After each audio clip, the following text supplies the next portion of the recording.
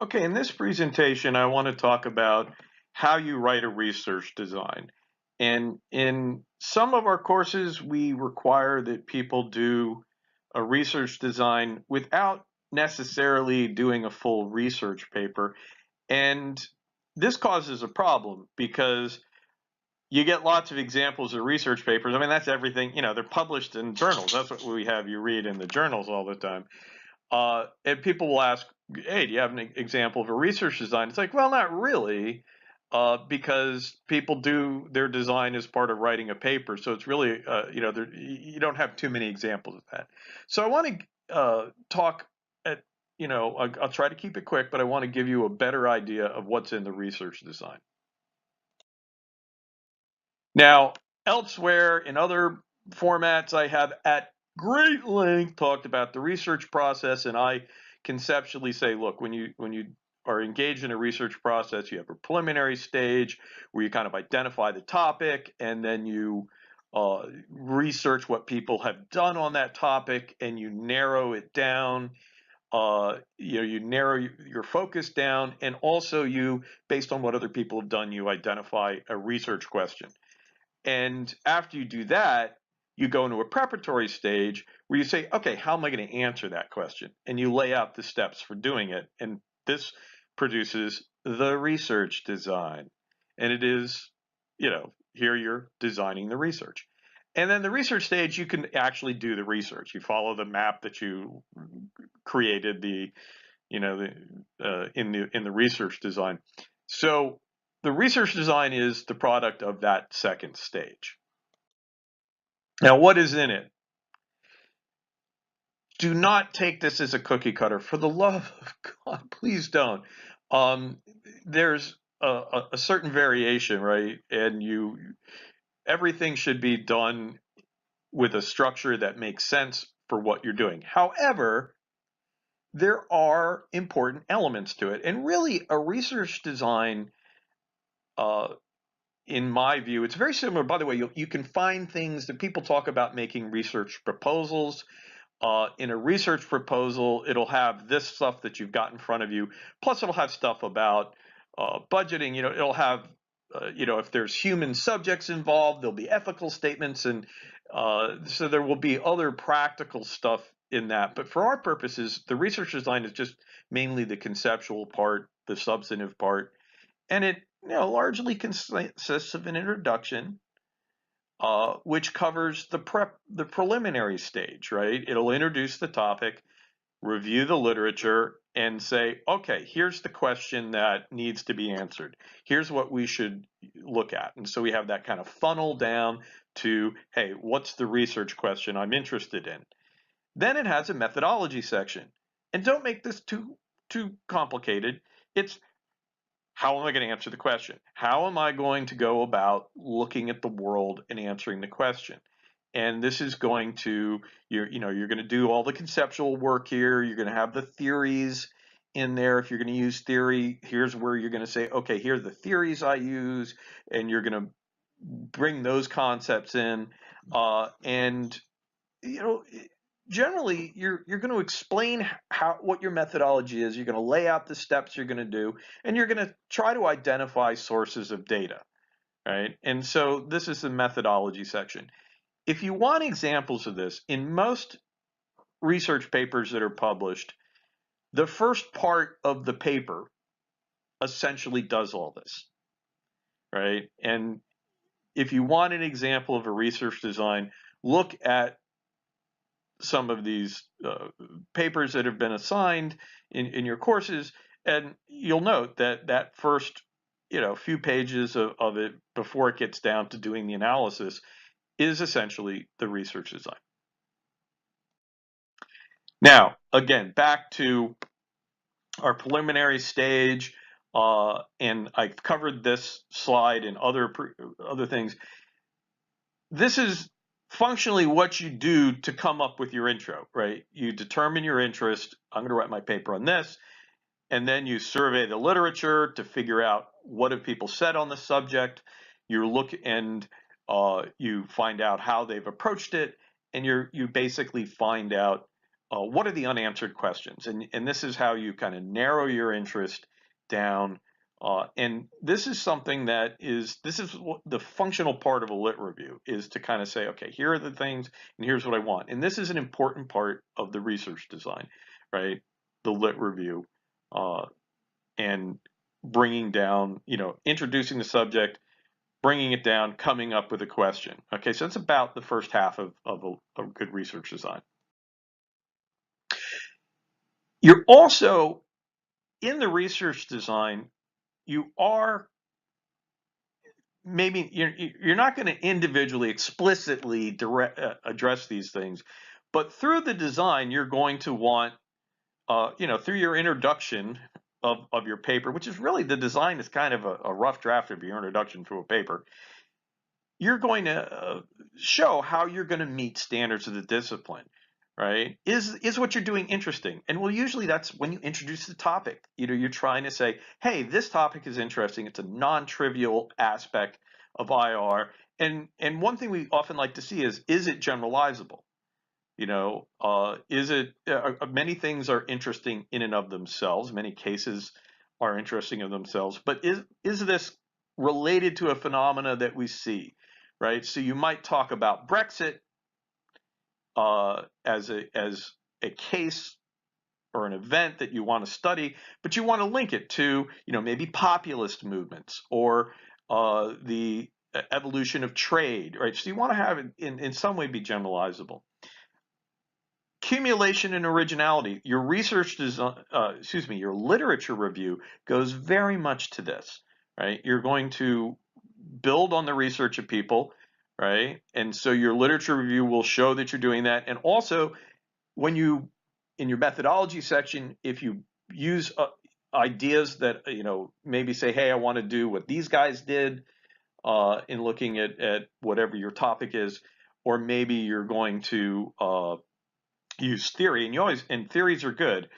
Well, you're building on other people's work, right? We want to stand on the shoulders of other people. And your research design is going to establish that you're going to do that. Like I said, you're not going to directly address it, but it should show up in it. Also, originality. We're trying to show that, hey, I'm doing something that no one else has done, right? And the literature review, that's a big part of what that's about, is showing that people haven't necessarily looked at this aspect, and that's why you're doing it.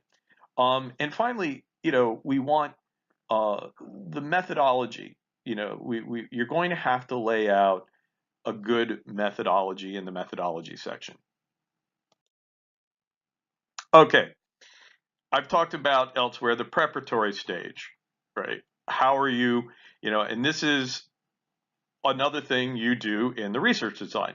You are going to, and in coming up with the research design, like I say, you're going to develop the question and you're basically going to try to say, hey, I'm interested in Brexit, and I'm interested in why people were opposed, what was going on behind it.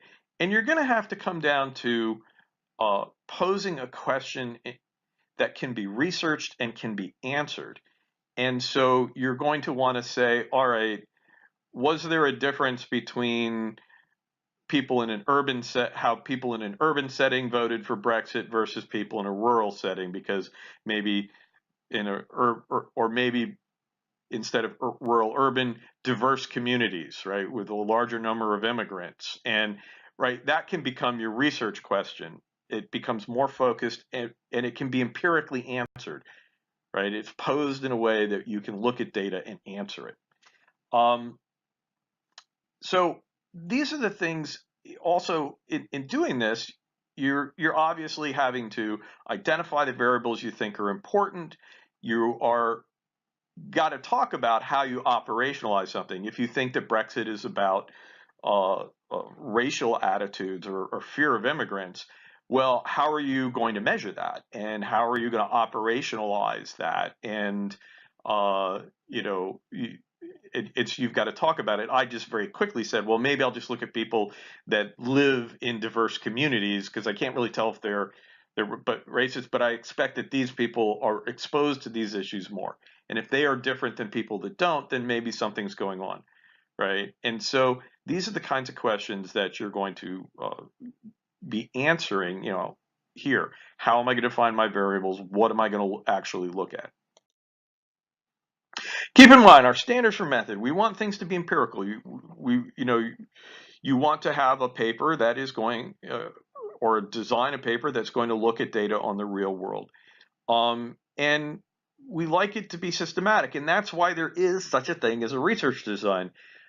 Being systematic means following pre-described steps. You're not just wading in the data and spitting out an answer. You're saying, all right, let me think about what we're going to do here. Let me lay out the steps. And that's why you do a research design, because that's where you are actually laying out the steps before doing the research. And when you're systematic, you will produce a transparent design, right? You'll produce something that's reproducible. People will understand, if you can say, here are the steps I'm going to take, then people will understand the steps you take, and they'll understand what type of answer you get. And again, that's why maybe we put a lot of emphasis on research designs, because if you lay it out ahead of time, and then you actually execute the plan, well, it's going to be transparent. It's going to be reproducible. Somebody else could look at what you did and try and do it. And that's a hallmark of kind of a scientific approach. And then persuasive, you're trying to say, all right, will this actually answer the question? And here, this is kind of more of a vague thing, but we want to say, hey, if you go and do all of this stuff, will you have me convinced, right? Or will you make a strong case for whatever answer you came up with? And that's, laying out a design in a systematic way that uses the research, and that's the kind of thing that makes for a strong argument at the end. Now, you're not going to get to the end. You're not going to have an answer, but here's the point: is if you can lay out a path to get to a good answer, that's great. And so that's what assigning one of these things is. That's kind of the purpose, is to get you thinking that way and to demonstrate your ability to at least plan the research. And if you can do that, you probably could do the research. Okay, so just back to the design here. When you write this thing, uh, a lot of times it's broken up. I tend to break it up in, hey, as I said, there's a preliminary stage where you identify the topic and do the research, and there's a preparatory stage where you actually design it. You're going to often, you'll try to break that up. You're going to try to write this plan out based on that, and you're going to, you want to make sure you introduce the topic, you give a good explanation of why it's important. You go into the lit review, and that section doesn't have to be entitled lit review.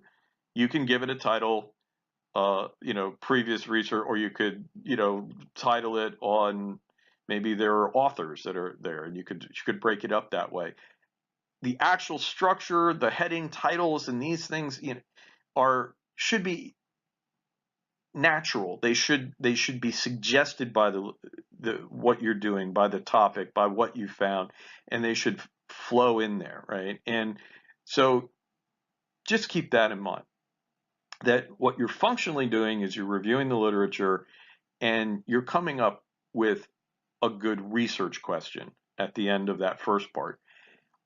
When you're doing the methodology, it's very important that you, in this section, you do the conceptual heavy lifting, right? If there's theories, and you should use a theory, especially if you're going to do a case study, as opposed to a qualitative, a large quantitative thing with lots of cases. But even there, you really need a theory to generate a hypothesis to test, right? In a quantitative piece, you have, hey, here's the theories. They generate 1, 2, 3 hypotheses that we will test quantitatively. There's a real kind of a common structure to that makes sense. With a case study, you're kind of approaching that case saying, well, I kind of want to look and see what happened, but you have theories. Theories tell you cause and effect relationships, and they should give you an idea of what might be going on. And you generally like to have a couple rival explanations, a couple contending ones. And as part of your methodology, and you're going to have those theories. Now, in a case study, too often I think people write case studies in these classes and they try to mimic the layout of a quantitative paper. In a case study, very often it's just the theory. The theory may be discussed and it may seem like it's part of the lit review. The point, though, is you want to have some theoretical explanations of here are the things that people think are going on. In the vote for breakfast, not breakfast, Brexit, in the vote on Brexit, there are a lot of theories about what was going on. And you have those as plausible explanations. And the key thing about them is a theory not only gives you this explanation, but it tells you what to look at.